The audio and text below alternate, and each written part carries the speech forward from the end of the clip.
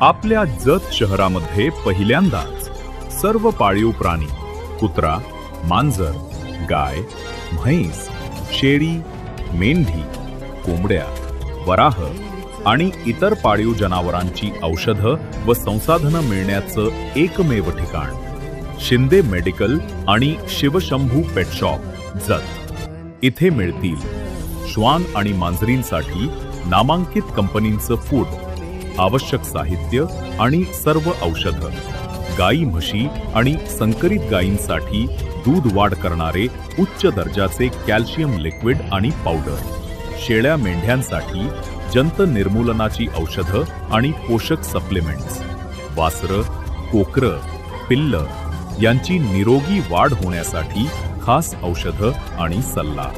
फक्त उत्पादनेच नाही तर मिळेल तज्ञ मार्गदर्शनही, ज्यामुळे सर्व पाळीव प्राणी निरोगी राहतील, व्यावसायिक दृष्टीनं पशुपालन अधिक फायदेशीर होईल आणि शेतकऱ्यांना मिळेल अधिक नफा। तर लक्षात ठेवा, आपल्या सर्व प्राणी आणि पाळीव जनावरांसाठी एकच विश्वासार्ह नाव, शिंदे मेडिकल आणि शिवशंभू पेट शॉप जत।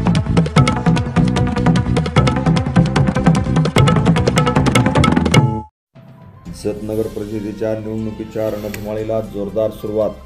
नगर परिषदेच्या निवडणुकीत विद्यमान आमदार गोपीचंद पडळकर, माजी आमदार विलासराव जगताप, विक्रम सावंत व माजी सभापती तमनगौडा रवी पाटील यांच्या अस्तित्वाची निवडणूक।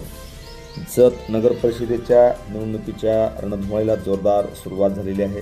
निवडणुकीचा दुसरा अंक आता सुरू झालेला आहे। या निवडणुकीमध्ये जत तालुक्याचे विद्यमान आमदार व भाजपचे नेते गोपीचंद पडळकर, राष्ट्रवादी काँग्रेसचे माजी आमदार विलासराव जगताप, माजी सभापती तमनगौडा रवी पाटील व काँग्रेस पक्षाचे माजी आमदार विक्रम सावंत यांच्या अस्तित्वाची ही निवडणूक निर्माण झाली असून निवडणुकीचा दुसरा अंक आता सुरू झालेला आहे।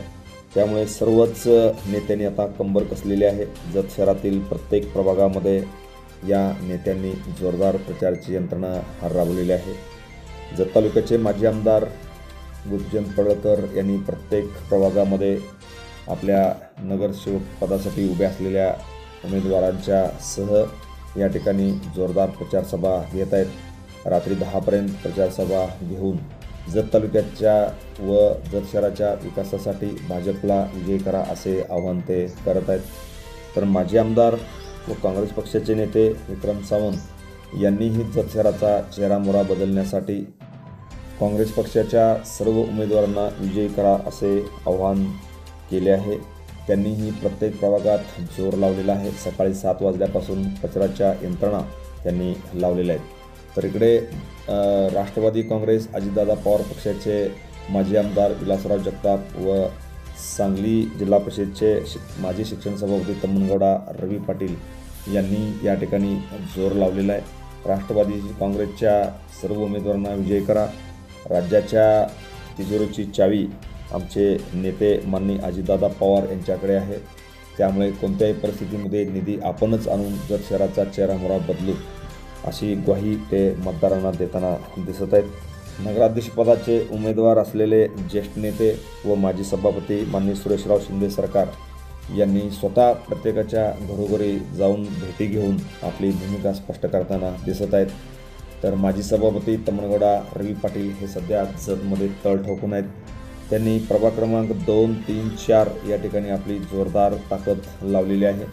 कोणत्याही परिस्थितीमध्ये ही निवडणूक मारायची असा चंग त्यांनी बांधलेला आहे।